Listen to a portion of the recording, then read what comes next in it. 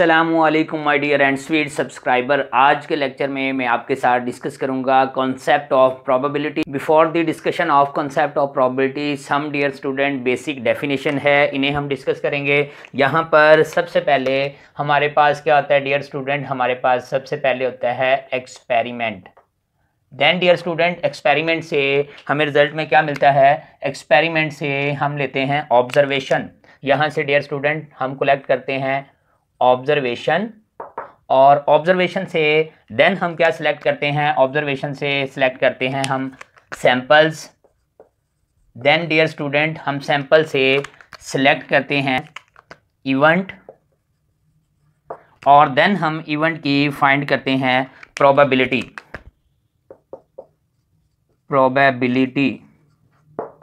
तो my dear student ये chain है, आपने सबसे पहले इसे ऑब्जर्व करना है। बेसिक सी डेफिनेशन सिंपल फॉर्म में मैं राइट कर देता हूँ आपको समझाने के लिए। सबसे पहले क्या होता है, हमारे पास एक्सपेरिमेंट होता है। एक्सपेरिमेंट से हम कलेक्ट करते हैं ऑब्जर्वेशन, ऑब्जर्वेशन से कलेक्ट करेंगे हम सैंपल, सैंपल से सिलेक्ट करते हैं इवेंट, और डियर स्टूडेंट इवेंट की हमें फाइंड करनी होती है प्रोबेबिलिटी। तो यहाँ पर एक्सपेरिमेंट क्या है, बेसिकली ये है the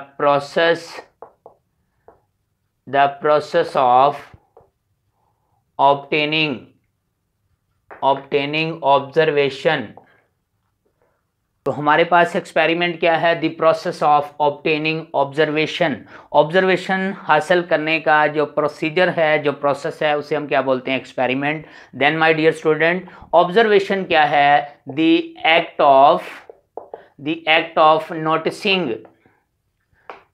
noticing something. My dear student act of noticing something क्या होगा, ऑब्जर्वेशन। लाइक कि अगर मैं एक कॉइन टॉस करता हूं तो हेड आएगा या टेल आएगा। देन है हमारे पास सैंपल। सैंपल क्या होता है dear student, the totality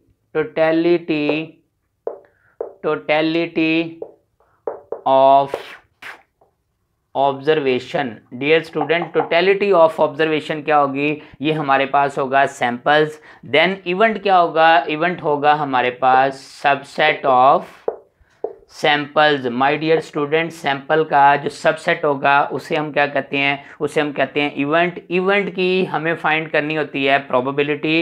probability क्या है, डेफिनेशन सिंपल है, the numerical evaluation of a chance।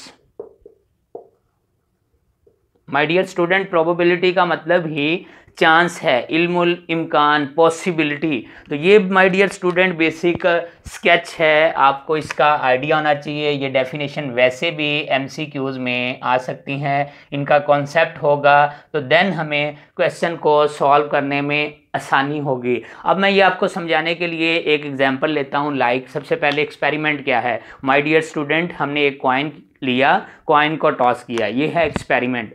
Observation क्या है, ऑब्जर्वेशन हम नोटिस कर रहे हैं कि कॉइन को टॉस कर रहा हूं तो क्या आ रहा है, हेड आ रहा है, टेल आ रहा है, मैनी टाइम इसे टॉस कर रहे हैं। इसी तरह सैंपल्स क्या है, totality of observation. My dear student अगर मैंने एक कॉइन को 1 टाइम टॉस किया है तो टोटलिटी ऑफ ऑब्जर्वेशन क्या है, हेड आएगा, टेल आएगा। इसी तरह इवेंट क्या है, इवेंट हमेशा सबसेट ऑफ सैंपल्स होगा, यानी इवेंट हमेशा हम सैंपल से सिलेक्ट करेंगे, और डेफिनेटली हमें प्रोबेबिलिटी किसकी फाइंड करनी होगी, हमें इवेंट की प्रोबेबिलिटी फाइंड करनी होगी। बिल्कुल ऐसे ही एक्सपेरिमेंट में क्या किया, एक कॉइन टॉस किया, ठीक है। ऑब्जर्वेशन में क्या किया, हमने नोटिस किया कि हमारे पास हेड आया है, टेल आया है, और ये जो हमारे पास टोटलिटी ऑफ ऑब्जर्वेशन है इसे हम क्या बोलेंगे, इसे हम बोलेंगे सैंपल। सैंपल से माय डियर स्टूडेंट हम क्या सिलेक्ट करते हैं, इवेंट। इवेंट क्या है, कंसीडर कर लिया कि हमें प्रोबेबिलिटी फाइंड करनी है हेड की, तो डेफिनेटली यहाँ पर हेड पहले हमारे पास एक इवेंट होगा। अब उसके बाद हमें क्या फाइंड करनी होगी, हमें प्रोबेबिलिटी फाइंड करनी होगी हेड की। तो ये इसमें बेसिक डेफिनेशन है जो हमारे क्वेश्चन को अटेम्प्ट करने में हेल्प करती हैं। अब मैं डियर स्टूडेंट आपके साथ डिस्कस करूंगा कि अगर मैं एक कॉइन को टॉस करता हूँ 1 टाइम तो नंबर ऑफ सैंपल्स कितने बनेंगे, एक कॉइन को 2 टाइम टॉस करता हूँ तो सैंपल्स कितने बनेंगे, एक कॉइन को 3 टाइम टॉस करूंगा तो सैंपल कितने जनरेट होंगे, और इसी तरह अगर एक कॉइन को n टाइम टॉस करते हैं तो नंबर ऑफ सैंपल्स कितने जनरेट होंगे। इसे डिस्कशन करने से पहले माय डियर स्टूडेंट आपसे हम्बल रिक्वेस्ट है, स्टिल अगर आपने चैनल को सब्सक्राइब नहीं किया तो चैनल को सब्सक्राइब कर दें, बेल आइकन प्रेस कर दें ताकि आपको नेक्स्ट वीडियो का नोटिफिकेशन मिलता रहे। तो यहाँ पर माय डियर स्टूडेंट मैं डिस्कस करता हूँ number of samples. Number of samples यानी हमारे पास कितने सैम्पल्स बनेंगे अगर मैं टॉस करता हूँ, tossing 1 coin. My dear student अगर मैं 1 कॉइन टॉस करता हूं तो आपने सिंपल माइंड में ये स्केच बनाना है कि एक कॉइन के फेस कितने होते हैं 2। तो डेफिनेटली अगर मैं 1 टाइम टॉस कर रहा हूं तो इसकी पावर भी 1 किसके इक्वल आएगा, डेफिनेटली इक्वल आएगा 2 के।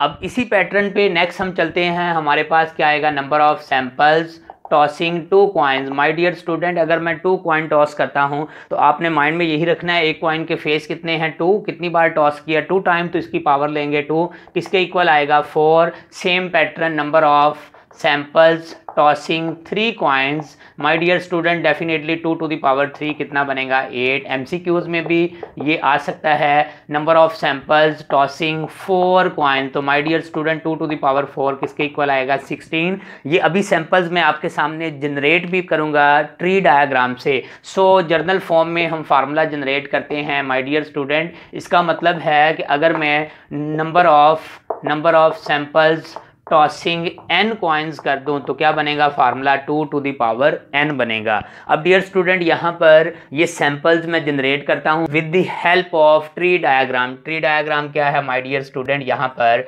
हमारे पास एक कॉइन को टॉस कर रहा हूँ तो हमारे पास क्या आएगा, डेफिनेटली हमारे पास आएगा हेड और टेल। और अगर मैं 2 कॉइन को टॉस करूँगा तो डेफिनेटली यहाँ पर फर्दर हमारे पास क्या आएगा, 2 पॉसिबिलिटी बन जाएंगी। एक पॉसिबिलिटी में क्या आएगा हमारे पास हेड और एक में क्या आएगा टेल। सेम यहाँ पर माय डियर स्टूडेंट हमारे पास पॉसिबिलिटी क्या बनेगी, पॉसिबिलिटी बनेगी हेड और टेल की। हमारे पास फर्दर क्या बनेगा, हेड टेल। सेम पैटर्न पे हेड टेल और यहाँ पर भी हेड टेल। तो माय डियर स्टूडेंट ये बेसिक सा लेक्चर था जिसमें मैंने डेफिनेशन डिस्कस की। होप्स हो कि आपने इस लेक्चर को अंडरस्टैंड किया है। माय डियर स्टूडेंट आपको इस लेक्चर से रिलेटेड कोई क्यूरी हो आप कमेंट सेक्शन में कमेंट कर सकते हैं। अपना बहुत सा ख्याल रखिएगा। Thank you so much.